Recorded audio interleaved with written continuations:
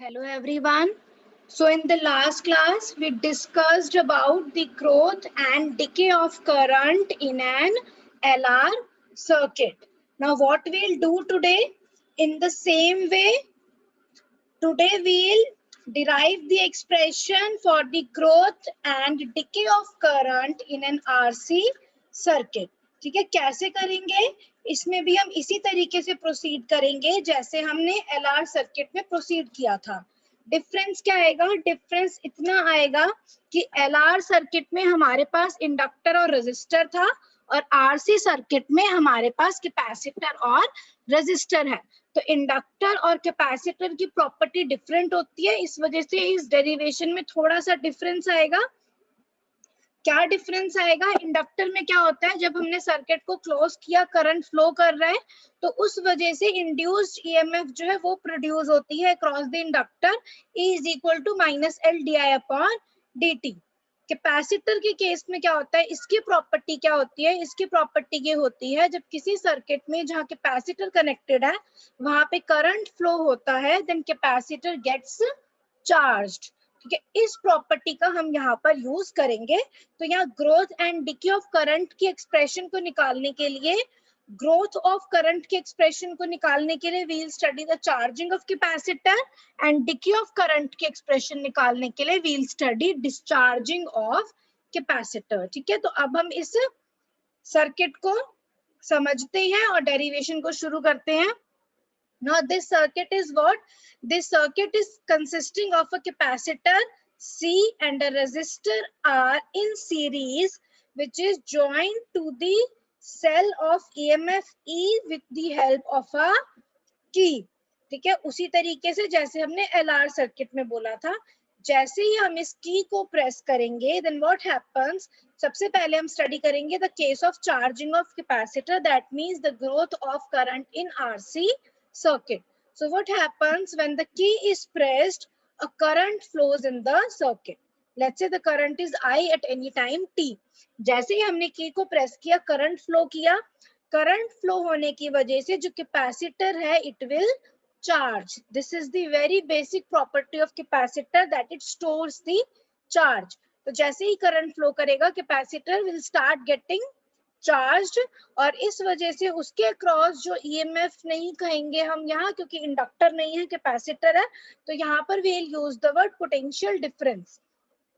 तो कैपेसिटर के अक्रॉस जो पोटेंशियल है वो कौन सी जनरेट होगी? हमको ऑलरेडी पता है ये relation Q is equal to CV. तो V हमारा क्या आया? पोटेंशियल डिफरेंस हमारा क्या आया? Q upon C. तो सिंपली जैसे ही हमने की को प्रेस किया, सर्किट कनेक्ट हो गया, करंट फ्लो करेगा सर्किट में, जिस वजह से जो हमारा कैपेसिटर है वो चार्ज हो जाएगा, और उसके अक्रॉस जो पोटेंशियल डिफरेंस होगा that will be Q upon C.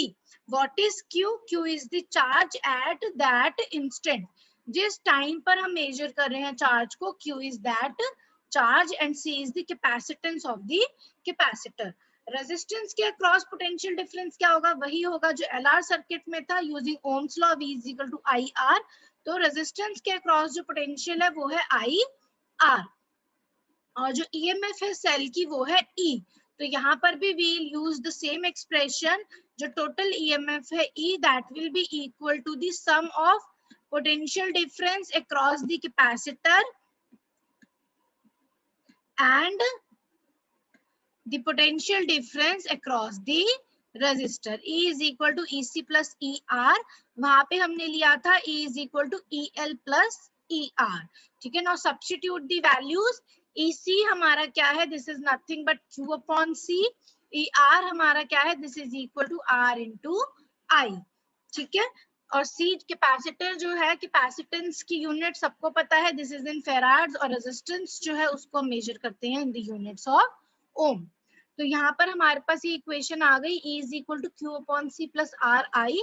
ना अब हम क्या करेंगे, जैसे हमने LR सर्किट में किया था उसी तरीके से करेंगे. ना जब कैपेसिटर जो है वो चार्ज हो रहा होगा, दैट मींस कैपेसिटर जो है it is charging from 0 to the maximum value. Let's say at t equal to 0 the charge is 0, and as the time increases or as current flows in the circuit, capacitor is getting charged from 0 to q naught, where q naught is representing the maximum charge stored by the capacitor. ठीक है, q naught हमारा हो गया maximum charge stored by the capacitor. So that means at this instant the current is zero. Why the current is zero? इसको समझने की जरूरत है. देखो, what is the relation between current and charge? You all know this relation very well, that current is nothing but the rate of change of charge, or you can simply say it is the dq upon dt. ठीक है, mathematically we always write current is equal to dq upon dt. Now when charge becomes maximum, that is q naught, that means charge becomes constant. ठीक है, तो ये हमारा क्या हो गया, this is equal to dq naught upon dt. किस टाइम पे? when the capacitor is fully charged. ये हम क्यों कर रहे हैं ये मैं अभी बताऊंगी. तो when the capacitor is fully charged, उस केस में करंट हमारा क्या हो जाएगा, dq naught upon dt. q naught जो है कांस्टेंट है, this is the maximum value of charge attend bye the capacitor. तो कांस्टेंट का डिफरेंशिएशन क्या होता है हमारा, जीरो होता है. ये अपनी बुक में जो है साइड में लिख लेना इस चीज को, ताकि तुम्हें पता हो कि हम जो नेक्स्ट स्टेप कर रहे हैं वो नेक्स्ट स्टेप कैसे आया है. ठीक है, ये नेक्स्ट स्टेप इसलिए आया है कि when capacitor is fully charged, in that case the charge becomes constant equal to q naught, and we know I is equal to dq upon dt. So at the maximum value of charge current becomes zero. ठीक है, तो ये property अगर मैं इस equation में put करूं, that means when q is equal to q naught, our I is zero. So we'll drop this term when q is equal to q naught, since I becomes zero. So what we get now, E is equal to q naught upon C. तो हमें मिल गया E is equal to q naught upon C. Now substitute this value in this equation 4.13. हमने इसको यहाँ substitute किया तो हमारे पास equation आ गई q naught upon C is equal to q upon C plus R I. LR circuit में भी हमने इसी तरीके से जो है EMF E की वैल्यू निकाली थी इन टर्म्स ऑफ करंट. यहाँ पर हमने वैल्यू निकाली है in terms of maximum charge, वहां पे हमने निकाली थी in terms of maximum current. ठीक है, अब हमारे पास क्या है इस इक्वेशन में, यहाँ पर भी चार्ज का कंपोनेंट है, यहाँ पर भी चार्ज का कंपोनेंट है, पर यहाँ पर करंट का कंपोनेंट है. तो इस इक्वेशन को सॉल्व करने के लिए हम करंट को लिखेंगे as dq upon dt. So we'll get this equation. अब इस इक्वेशन को उसी तरीके से सॉल्व करेंगे डिट्टो जैसे हमने LR सर्किट में किया था. This equation can be rewritten as q naught minus q upon C is equal to R into dq upon dt. Now dq now charge के फैक्टर्स एक तरफ ले जाओ, टाइम के फैक्टर्स एक तरफ ले जाओ, तो ये हो जाएगा dq upon q naught minus q is equal to 1 upon RC into dt.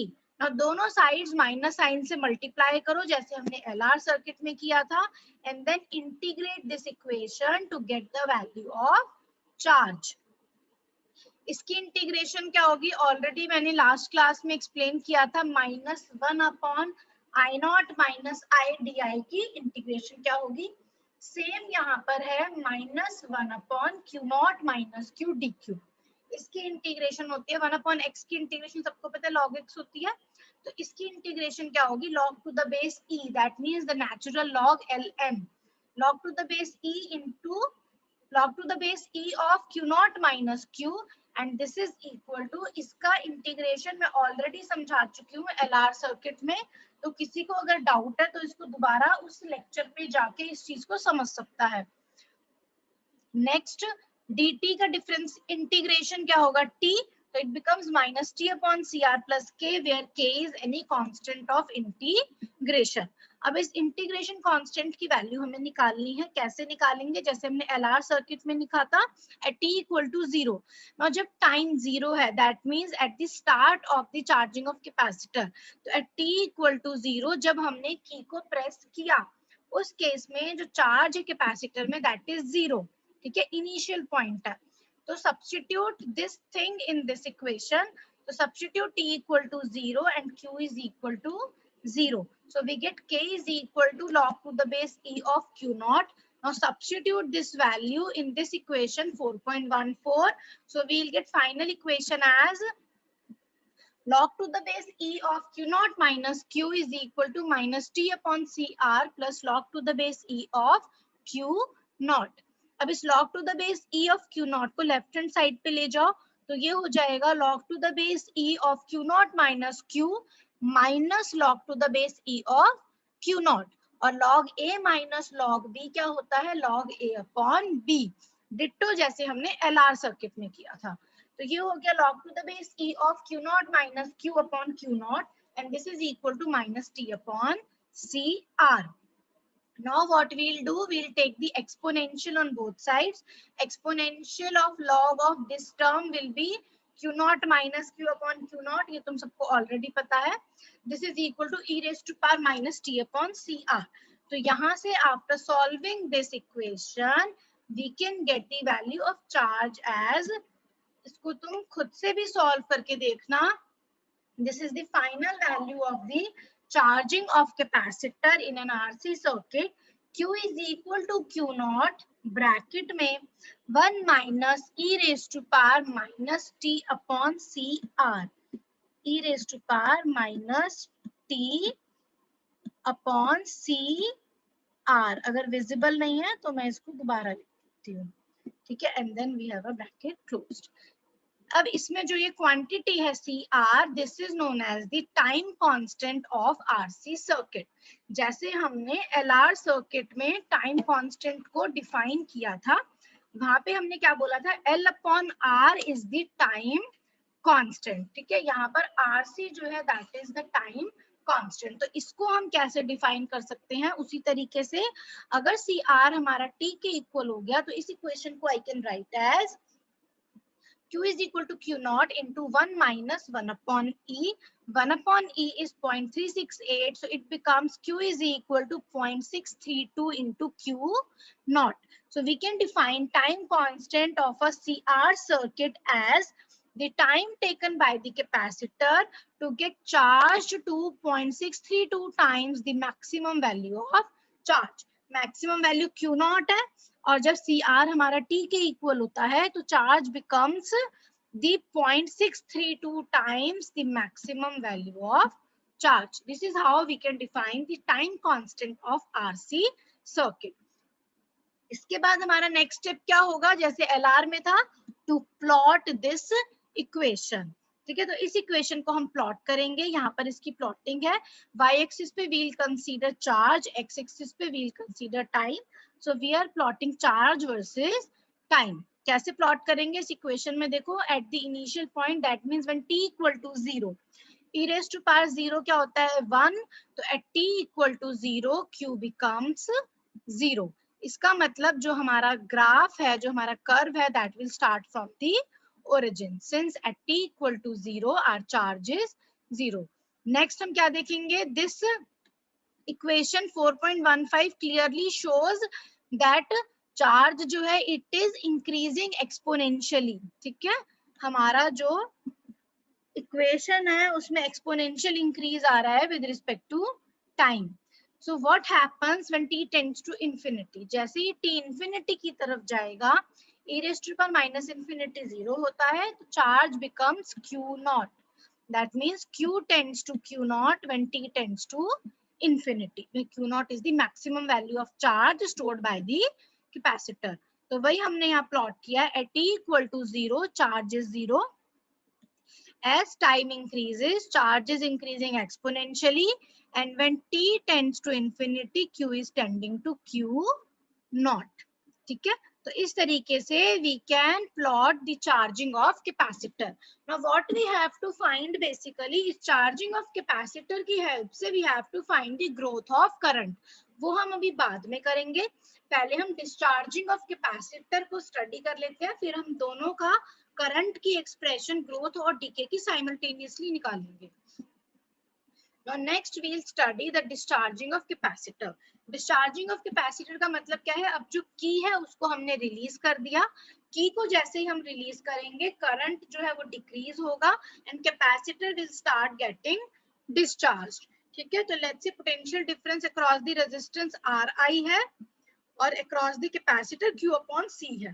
पर अब हमने की को रिलीज कर दिया तो there will be no source of EMF in the circuit.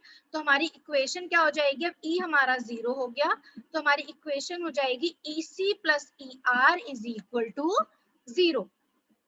So we have to now substitute the value of EC and then ER in this equation. EC plus ER is equal to 0. 0 क्यों आएगा? Since there is no source of EMF in the circuit now as we have released the key. EC हमारा क्या है? Q upon C. ER हमारा क्या है? R I and this is equal to 0. Similarly यहाँ पर हमारा करंट है, यहाँ पे चार्ज है, तो हम सारी जो पूरी एक्सप्रेशन है उसको चार्ज के टर्म्स में लिखेंगे। So we will substitute current as dq upon dt। तो हमारे पास ये इक्वेशन आ गई। चार्ज के कंपोनेंट्स को एक तरफ रखेंगे, टाइम के कंपोनेंट्स को एक तरफ, तो ये हो गया dq upon q is equal to -1 upon cr into dt। इस इक्वेशन को देखो, खुद से करके देखना, जब हम इसको इस फॉर्म में लिखेंगे तो हमारे पास इस तरीके की इक्वेशन आएगी। चार्ज के कंपोनेंट्स हमने एक तरफ कर दिए, टाइम के कंपोनेंट्स हमने एक तरफ कर दिए। Now what will be our next step? Next step is to integrate this equation. ठीक है, 1 अपॉन q का इंटीग्रेशन क्या होगा? log to the base e of q। इसका इंटीग्रेशन सिंपल है, -t upon cr plus the constant of integration. Constant of integration की value हम कैसे निकालेंगे? जब हमारा t 0 है, दैट मीन्स जब डिस्चार्जिंग ऑफ कैपेसिटर शुरू हुआ है, जैसे ही हमने की को रिलीज किया है, उस केस में हमारा चार्ज जो था स्टोर्ड बाय द कैपेसिटर वो मैक्सिमम था। Now capacitor is discharging and charge is decreasing from the maximum value Q naught to the 0 value. So at t equal to 0, Q is equal to Q naught. So substitute this thing in this equation 4.16. हमारे पास with k आ गया log to the base e of Q naught. यहाँ पे हम t को 0 put करेंगे, यहाँ पे q को Q naught पुट करेंगे, तो k हमारा आ गया log to the base e of Q naught. Now getting the value of k, substitute this in this equation. तो हमें कांस्टेंट ऑफ इंटीग्रेशन मिल गया, उसकी वैल्यू हमने सब्स्टिट्यूट कर दी, तो हमारे पास अब ये इक्वेशन आ गई। log to the base e of q is equal to -t upon cr plus log to the base e of q naught. Now इसको we can write as log to the base q naught को left hand side पे ले जाओ, तो ये हो गया log to the base e of q minus log to the base e of q naught is equal to -t upon cr, and log a minus log b is nothing but log a upon b. So left hand side becomes log to the base e of q upon q naught, that is equal to -t upon cr.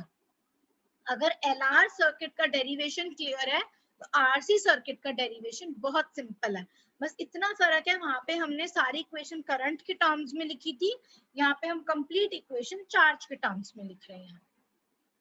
Now अब इसको solve कैसे करेंगे? Taking the exponential on both sides. So q upon q naught is equal to e raise to power minus t upon c r। e raise to power, मैं इसको लिख देती हूँ, ये लिखा है e raise to power minus t upon c r. So from this we can get q is equal to q naught e raised to power minus t upon cr. ये थोड़ा unclear है तो इस वजह से मैं इसको यहाँ पे लिख देती हूँ। So this gives q is equal to q naught e raised to power minus t upon cr, and this is the final equation of the discharging of capacitor in a RC circuit. ना यहाँ पर भी हम time constant को define करेंगे at the time of discharging. कैसे करेंगे? अगर सी आर हमारा टी के इक्वल हो गया तो क्यू हमारा हो जाएगा Q not upon E. Substitute the value of 1 upon e or e raised to power -1. We get q is equal to 0.368 into q naught. So time constant of a RC circuit may be now defined as the time taken by the charge or the time taken by the capacitor to fall from the maximum to the 0.368 of the maximum value of charge. ठीक है, तो it is a time taken by the charge. Charge जो है कितना time ले रहा है to fall from maximum to the 0.368 of the maximum value Q naught. ठीक है, अब इस डिस्चार्जिंग को हम प्लॉट करेंगे। देखो एट टी इक्वल टू 0 हमारा चार्ज क्या होगा, एक्सपोनेंशियल में t को 0 पुट कर दो। जब हमने t को 0 पुट किया, e रेज़ टू पावर 0 हमारा 1 होता है, तो at t equal to 0 charge is maximum equal to q naught. ठीक है, and what happens when t tends to infinity, जब t हमारा इंफिनिटी की तरफ जाएगा, e raise to power minus infinity क्या होता है, 0 होता है। तो as t tends to infinity जो हमारा चार्ज है इट इज टेंडिंग टू 0। ठीक है, so capacitor is discharging from Q naught to 0। इसको अब हम यहाँ पे प्लॉट करेंगे। This is the plotting of the decay of charge in RC circuit. जब हमारा टाइम 0 है उस केस में जो हमारा कैपेसिटर है फुल्ली चार्ज है इक्वल टू Q नॉट। जैसे जैसे टाइम बढ़ रहा है कैपेसिटर जो है it is discharging exponentially and as t tends to infinity charge tends to 0। ठीक है, ये यहाँ पर इस वर्ड को जरूर लिखना है। This is the graph representing the charging of capacitor and this is the graph representing the discharging of capacitor. ठीक है, तो हमने चार्जिंग और डिस्चार्जिंग तो निकाल ली। फाइनली हमें निकालना क्या है, growth and decay of current. तो ग्रोथ ऑफ करंट हम निकालेंगे with the help of the charging of capacitor और डिके हम निकालेंगे उस इक्वेशन से जो हमने डिस्चार्जिंग के लिए निकाली है। ठीक है, कैसे निकालेंगे करंट, बहुत सिंपल है। Current is equal to dq upon dt। तो substitute the value of q and differentiate it with respect to time, very simple. ठीक है, तो सब्स्टिट्यूट q, करंट क्या होगा during the charge of capacitor, q की value क्या है, q naught into 1 minus e raise to power minus t upon cr। देखो 1 हमारा कांस्टेंट है, इसका differentiation with respect to time 0 होगा। डिफरेंशिएशन किसका होगा, इस एक्सपोनेंशियल का। तो Q नॉट जो है वो तो ब्रैकेट से बाहर आ गया, ब्रैकेट के अंदर क्या रहा, 1 का डिफरेंशिएशन 0, इसका डिफरेंशिएशन क्या होगा, e raise to power minus t upon cr। ठीक है, फिर minus T upon C R का डिफरेंशिएशन क्या होगा, minus 1 upon R C. Minus minus, ये यहाँ पे भी माइनस है ना, माइनस माइनस प्लस हो जाएंगे। So we have I is equal to Q naught into 1 upon R C E raise to power minus T upon C R. अगर ये डिफरेंशिएशन अभी भी क्लियर नहीं हुआ है तो इसको खुद से सॉल्व करके देखो। This is simple differentiation of exponential. ठीक है, इसको हमने डिफरेंशिएट किया है with respect to time, simple है। तो ये हमारी एक्सप्रेशन आ गई ग्रोथ ऑफ करंट की। फिर नेक्स्ट एक्सप्रेशन हम निकालेंगे current during discharge, that means decay of current. तो decay during discharge what is the value of Q, discharge के टाइम पे हमारा जो क्यू है उसकी वैल्यू है Q naught e raise to power minus T upon R C. तो differentiated with respect to time Q naught constant as it is रहेगा। e raise to power minus T upon R C का differentiation क्या होगा, e raise to power minus T upon R C, और minus T upon R C का differentiation क्या होगा, minus 1 upon R C. तो यहाँ पे एक नेगेटिव साइन जो है वो आएगा। So this is the expression of the current during discharge. This is the expression of the current during charge. अब जैसे हमने चार्ज को प्लॉट किया था with respect to time, अब उसी तरीके से हम करंट को प्लॉट करेंगे with respect to time. कैसे होगा, दोनों ही एक्सप्रेशन में देखो t इक्वल टू 0। जब t हमारा 0 होगा e रेज़ टू पावर 0 1 होगा। That means at t equal to 0, x axis पे t है, y एक्सिस पे करंट है। जब t हमारा 0 है, करंट कितना हो गया चार्जिंग के टाइम पे, Q naught upon R C. Let's say this is Q naught upon R C. और डिस्चार्जिंग के टाइम पे क्या होगा, minus Q naught upon R C. That means यहाँ पर। ठीक है, दैट मीन्स दोनों जो हमारे आई नॉट है, the constant value Q naught upon R C जो है वो सेम है during charge and discharge, but difference क्या है, डायरेक्शन जो है अपोजिट है। चार्जिंग के टाइम पे जो मैक्सिमम करंट है हमारा वो Q naught upon R C है, डिस्चार्जिंग के टाइम पे वो minus Q naught upon R C है। नाउ जैसे जैसे टाइम इंक्रीज हो रहा है as T tends to infinity, जब t इंफिनिटी की तरफ जाएगा e raise to power minus infinity 0 होता है, तो this current tends to 0 as T tends to infinity. अब हम इसको देख लेते हैं, इसमें भी e raise to power minus infinity जो है हमारा 0 होता है, तो this is also tending to 0 as t tends to infinity. तो यहाँ पर हमने यही प्लॉट किया है, ये जो हमारा कर्व है चार्जिंग वाला, जब t हमारा 0 है, करंट Q0 अपॉन RC है, फिर जैसे जैसे टाइम बढ़ रहा है करंट जो है इट इज डिक्रीजिंग एक्सपोनेंशियली। अब यहाँ पर देखो 1 माइनस का फैक्टर नहीं है, ठीक है, इसका मतलब करंट जो है वो भी डिक्रीज कर रहा है exponentially during the charge of capacitor. तो चार्जिंग ऑफ कैपेसिटर के टाइम पे भी there is decay in the current, current जो है it is decreasing from maximum to the zero value, ठीक है। तो नेक्स्ट अब हम यहाँ पे हमने क्या देखा, जैसे जैसे टी इंफिनिटी की तरफ जा रहा है during the charging also current जो है it is decreasing exponentially and as T tends to infinity it is tending to zero. लेकिन जो चार्ज का केस था वो कंप्लीटली अपोजिट था। चार्ज में क्या था, at t equal to 0 charge 0 है, जैसे जैसे टाइम बढ़ रहा है चार्ज जो है it is getting maximum. Now discharge के टाइम पे जब t हमारा 0 है, करंट हो गया माइनस Q0 अपॉन RC, इसलिए इसको हमने ओरिजिन के नीचे बनाया है। फिर जैसे जैसे टाइम बढ़ेगा करंट जो है it is again changing exponentially and as T tends to infinity it tends to 0, ठीक है। तो यहाँ पे हमने क्या देखा, initial current that means when t equal to 0 हमारा जो इनिशियल करंट है वो Q0 अपॉन RC है, और ये सेम है during charge and discharge. The difference is the direction is opposite to one another.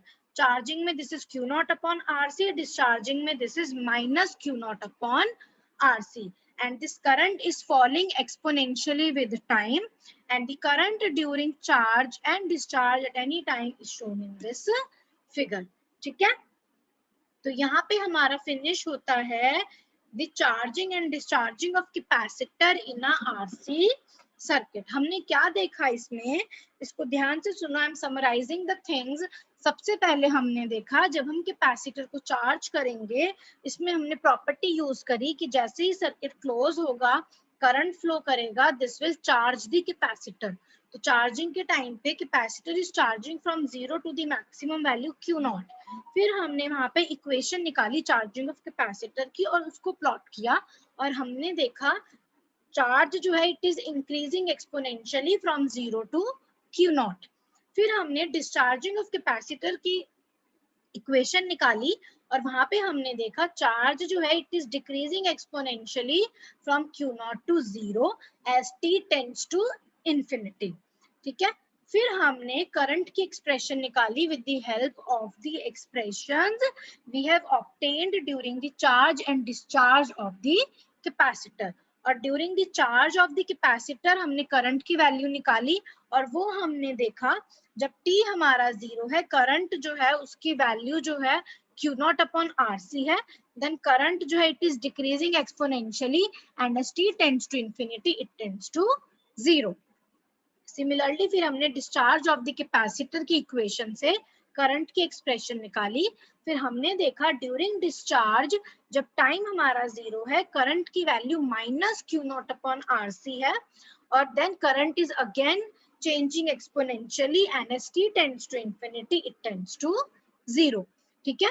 तो LR सर्किट और RC सर्किट में जो करंट का प्लॉट है उसमें बहुत ज्यादा डिफरेंस है। तो एग्जाम में अगर LR सर्किट आता है या RC, तो दोनों में कंफ्यूज नहीं होना, ध्यान से इसका डेरिवेशन करना है। These are very important from your examination point of view. और जो लेक्चर्स मैं तुम लोगों को भेज रही हूँ इसको टाइम टू टाइम जो है कवर अप करो on the very same day, क्योंकि जो तुम्हारा ये पर्टिकुलर सब्जेक्ट है मैं पहले ही बता रही हूँ this is very very huge. इसका जो सिलेबस है वो बहुत ज्यादा है। यूनिट 1 जो है वो भी बहुत बड़ा है, यूनिट 2 भी एंड यूनिट 3 एज वेल। तो ये तुम तभी कर सकते हो जब तुम इसको साथ के साथ फॉलो अप करोगे, अदरवाइज दिक्कत होगी। और जैसे ही हम यूनिट 1 को कंप्लीट करेंगे then I definitely take your doubt classes. तो इसीलिए अभी जो ये लेक्चर्स तुम लोग सुन के समझ रहे हो, जो भी डाउट्स हैं उसको साथ के साथ मार्क करो, ठीक है, ताकि जब मैं डाउट क्लास लूं तो तुम्हें पता हो तुम्हारी क्या डाउट है और तुम उसको ढंग से क्लियर कर सको, ठीक है। और दिस इज वेरी इंपॉर्टेंट, इसको ध्यान से समझना, जितना इंपॉर्टेंट है उतना ही सिंपल है। अगर ध्यान से सुनोगे तो कोई डाउट नहीं रहेगी इसमें, ठीक है। नेक्स्ट क्लास में we will start with the another case in which we will have inductor and a capacitor in the circuit, ठीक है। So that we will do in the next class.